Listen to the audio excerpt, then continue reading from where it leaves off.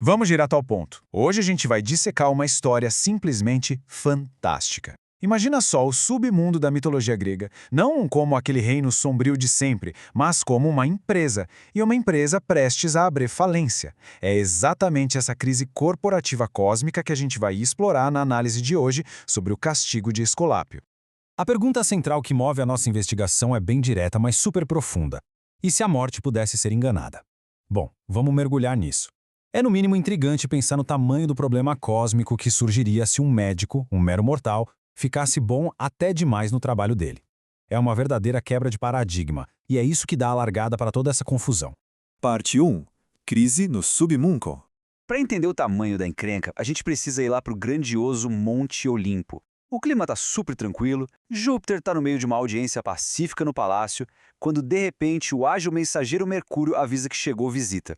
E não é qualquer visita, é o Caronte, o famoso barqueiro dos infernos, e ele não tá nada feliz. Ele simplesmente invade a sala, balançando aquele remo gigante dele e literalmente espumando de tanta raiva. A primeira coisa que o barqueiro grita já mostra o nível do estresse. Onde está aquele infernal Apolo? Dá pra sentir o esgotamento na voz dele. Caronte não subiu até os céus pra dar um passeio de jeito nenhum. Ele subiu caçando o deus Apolo, apontando o dedo na cara dele por toda a instabilidade e bagunça que tá acontecendo lá no mundo inferior. Mas qual é a raiz dessa reclamação burocrática toda? É chocante, na verdade. Pensa bem, antes o submundo tinha aquele fluxo contínuo e regular de passageiros no rio Estige. O negócio funcionava, mas agora virou um desastre logístico completo. A barca do Caronte não só está atravessando o rio totalmente vazia, mas a situação ficou tão absurda que ele está sendo obrigado a fazer o caminho inverso. Ele está devolvendo para a terra dos vivos as almas que ele mesmo já tinha transportado. Um caos. Parte 2. O segredo de Esculápio.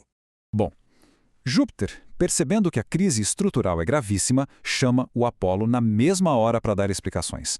Ele quer saber o que, afinal, o filho mortal do Apolo, o Esculápio, está aprontando na Terra para causar essa falta assustadora de clientes na vida após a morte. E a resposta do Apolo? Zero vergonha. Na verdade, ele está morrendo de orgulho. Ele resume o filho de um jeito simples. É o maior médico que o mundo já gerou. O problema é que o Esculápio rompeu os limites da ciência humana. Ele não está só curando doença ou perna quebrada. Ele quebrou todas as regras e começou a ressuscitar clinicamente pacientes que a própria morte já tinha levado. E isso ilustra perfeitamente o absurdo da situação. Olha só a escalada do negócio. Passo 1, ele domina a medicina convencional e se torna um médico definitivo. Até aí tudo bem. Passo 2, ele começa a usar umas substâncias totalmente proibidas, mais especificamente um filtro fortíssimo extraído de sangue de górgona. E o passo 3, claro, é peitar e reverter a própria morte num combate direto. Só para a gente ter noção do peso disso, é preciso lembrar o que são essas górgonas, como a famosa Medusa. Elas eram criaturas absurdamente amaldiçoadas e sombrias, e o sangue delas guardava propriedades mágicas colossais, aquele tipo de poder capaz de alterar a realidade do universo. Ou seja, o Esculápio largou a medicina normal e mergulhou de cabeça na magia mais pesada e tabu que existia no mundo antigo. Quando escuta essa confissão toda orgulhosa do Apolo, o Caronte entra em pânico absoluto. É daí que vem aquela frase apavorada dele. Pretende então subverter a ordem do universo? Na cabeça do barqueiro, o ecossistema cósmico ia simplesmente desabar. O engraçado é que o Apolo acha esse desespero todo quase cômico. Ele simplesmente reflete sobre como seria tranquilo e interessante ter um mundo sem as chateações de funerais e velórios. Parte 3. A morte pede socorro. Pra provar que não tá fazendo tempestade em copo d'água, o Caronte conta uma história super trágica com um baita toque de humor negro sobre uma colega de departamento dele. A cena que ele descreve no Olimpo é melancólica demais. Ele conta que a própria entidade da morte estava lá, escondida debaixo de um cipreste podre, chorando de forma miserável. De acordo com o relato, as lágrimas escorriam em bicas daquelas órbitas vazias do crânio dela, e aquele famoso sorriso esquelético tinha virado uma careta grotesca de pura depressão irreversível. Fica muito claro que a carreira da morte foi pro ralo. Ela está literalmente sem função no universo. Aquela palidez imponente dela sumiu, e agora ela está com a mesma cor fúnebre das próprias vítimas. Mas o que corta o coração mesmo é a foice. Aquela ferramenta incansável virou só um pedaço de ferro enferrujado que um sucateiro jogou numa carroça qualquer, dando um bocejo de puro tédio.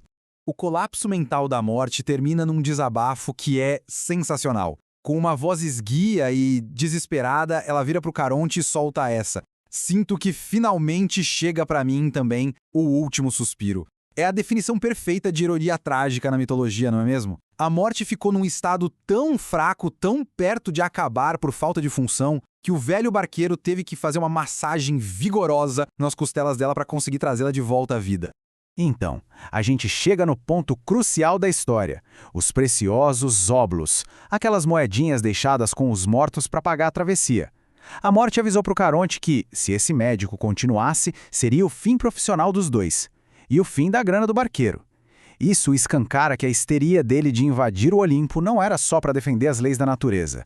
O verdadeiro pavor dele era ficar desempregado e, claro, sem as moedas das almas. Parte 4. O castigo divino. O Júpiter, agindo como o verdadeiro diretor executivo do universo, ouve esse relatório desastroso e decide que precisa de uma intervenção letal urgente. Senão, as portas do submundo iam fechar para sempre. É um efeito dominó total. O Caronte perde os passageiros, a morte entra em depressão e desiste do trabalho, e isso força o Júpiter a despachar o Mercúrio lá para as forjas dos gigantes Ciclopes. A ordem era fabricar o melhor raio possível, e só por cortesia, o chefe pede que o choque seja o menos doloroso possível.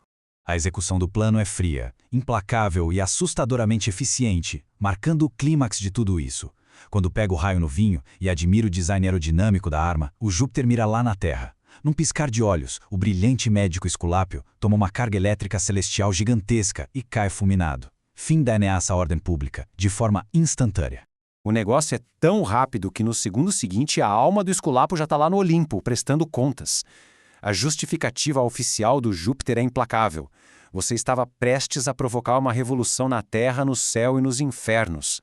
O rei dos deuses fala com aquele típico tom sereno de um líder que teve que tomar uma decisão antipática, explicando que o talento do rapaz, mesmo focado na cura, estava causando um rombo insustentável em todos os reinos da existência. Mas calma, que a mitologia raramente termina de forma tão seca. O Júpiter oferece aquele clássico pacote de rescisão e compensação divino. Para dar uma aliviada na culpa de ter assassinado um grande gênio, ele assegura a imortalidade do Esculápio. A solução mágica, transformar o espírito do médico num glorioso arranjo de estrelas brilhando no céu pela eternidade. Agora, o que torna tudo isso realmente fascinante é a ironia contida na reação dele. Observando essa super honra, o Esculápio resmunga de canto, já longe do rei dos deuses, o velho ainda acha que tem graça essa brincadeira de transformar alguém em constelação. É uma tirada maravilhosamente sarcástica. O cara, que era o maior médico do mundo, via aquela glória imortal como a coisa mais batida e sem graça do repertório do Júpiter. Para amarrar o resultado dessas ações divinas, a gente tem que voltar os olhos para a Terra. Se lá no céu ele virou estrela e sarcasmo, aqui embaixo a morte dele teve o efeito reverso.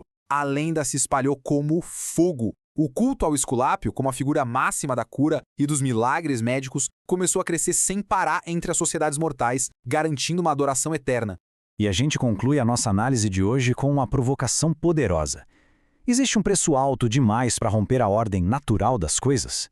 Essa viagem super divertida pela mitologia greco-romana ilumina aquele nosso desejo ancestral de vencer os limites da vida.